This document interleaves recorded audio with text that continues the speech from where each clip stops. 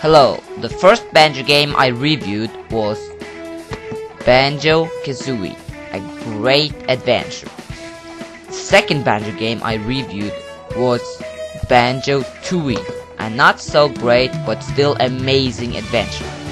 And now, I'm going to review Banjo 3. Oh, look at this. Oh, wait, no, not this. This is the third Banjo game, Banjo-Kazooie Nuts and Bolts. Now, I've been reading a lot of comments on the internet saying that this game is terrible, the worst game of all time, a disgrace to the legacy, but come on, is it really that bad? Well, I guess there's only one way to find out. Reading more comments. Or I can just insert the game and find out myself.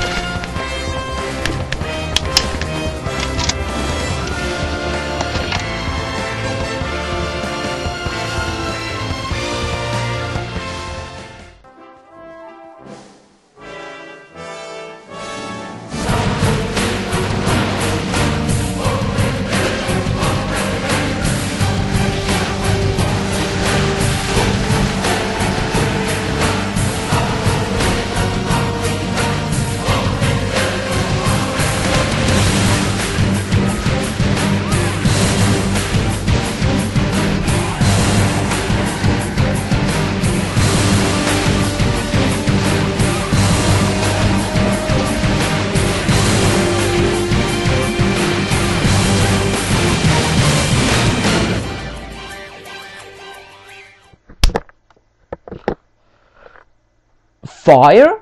Explosions? Missiles? Airplanes? Giant tanks? Destructible robots? When did Banjo turn this violent?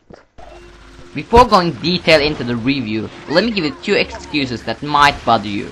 Excuse 1 is that for some reason this version is completely translated and I can't turn the language to English. I'm guessing I have to buy the UK version or something. Excuse 2. When I play the game, everything looks good, but as soon as I turn on the DVD recorder, it looks like this. Only because the game only features 60Hz mode, so everything looks completely green. But it doesn't matter, because you watched this video to hear my opinion on this game, not to see some enjoyable footage. But anyways, back to the question. Why are there vehicles and so much technology?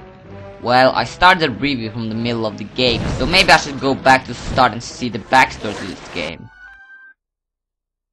Unpleasant witch called Gruntilda. When Banjo's sister... So as I understand, the game takes place 10 years after Banjo-Tooie.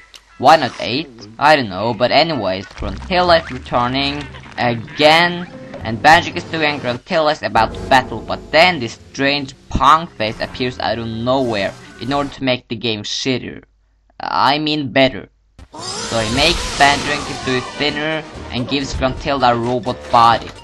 Banjo-Kazooie have forgotten their moves after all these years, so when they ask to get their moves back, Punkface gives them vehicles instead and sends them to Shout Downtown where Banjo-Kazooie and Gruntilda fight for Spiral Mountain. Okay, so that makes more sense. The moves are now replaced with vehicles. I think this is the reason why so many people hate this game, but to be honest, this new vehicle concept is actually really cool. This is seriously the most original concept I've seen in a long time. Very unpredictable. They have taken lots of ideas from Super Mario 64 and Rocket Robot on Wheels, which still haven't got a sequel, but it's still so original. You go around in a hub world finding crates that have vehicle parts in them. The crates can't be found in the game world, only in the hub town. You can also get vehicle parts by buying them at Humba Wumba, and of course you use notes to pay for the vehicle parts. When you get lots of vehicle parts, you can build a vehicle out of them. And the vehicle builder works so well. You just stack together parts with different functions in order to make exactly what vehicle you need for the challenges. However, the collection system still bothers me a little bit in this game. The notes are good this time. Every note gives you 1 note, like it used to. A few of the notes give you 5, but the note system is still a lot better than Banjo-Tooie. But it's the way I collect jiggies that is the biggest problem in this game. Instead of just going around finding jiggies, they had to make it so complicated. All the jiggies are already located on the map, which is completely stupid. But when you travel to one of those locations, you won't find a jiggy. Instead, you find a character who tells you to do a challenge. For the challenge, you get to build a vehicle that you will need. After completing the challenge, you get a jiggy, and then it's on to the next challenge. That's the problem, it's so repetitive. You just do challenge after challenge. This concept was so repetitive that they had to split the levels into many acts. Why is there one single jiggy that you have to look for and just need to touch it to collect it? It seems like the challenge in this game is not finding the jiggy, but achieving it. This challenge system isn't really that bad.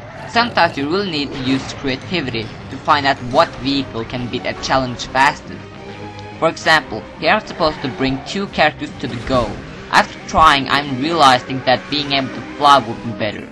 So I add some propellers and then I can get around a lot easier. Oh, that was nice. I have to take a roller coaster picture of this. I also like the way the vehicle parts actually can fall off. Now, as I said, the challenge system can be a bit repetitive, but luckily the challenges are only 30% of the game. 70% of the time I find myself going around to the hub town collecting notes, bringing crates to the garage, bringing jiggies to a giant blender, bringing the game globe to a thing that looks like a pie, upgrading platform skills, buying vehicle parts, messing around in the levels, or assembling vehicles, which never gets repetitive. Now about the levels. There are only 5 levels in this game. Well, actually 6 including Spiral Mountain. But that level is so short that I don't even count it.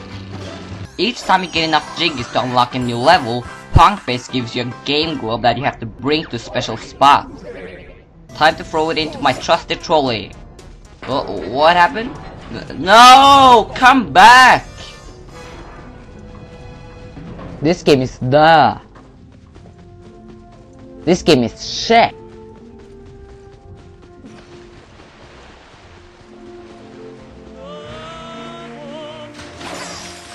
This game is the shit. Ah, I'm using wireless. Why is it a game globe? Couldn't they just make it square shape and call it the Game Cube? One of the levels in this game is called Banjo Land, with parts from all the earlier Banjo games. It's meant to be a fanboy's dream and an excuse for not feeling like a Banjo game. But to me, it's a freaking nightmare. Everything is so dead. Look, Clanker is dead, and those ice cubes act like ice cubes. Why don't they move? They sure add this level because people complain, "Duh, where's the Banjo cameo in this game?" Well, if you can't see the cameo in this game, you really need to open your eyes.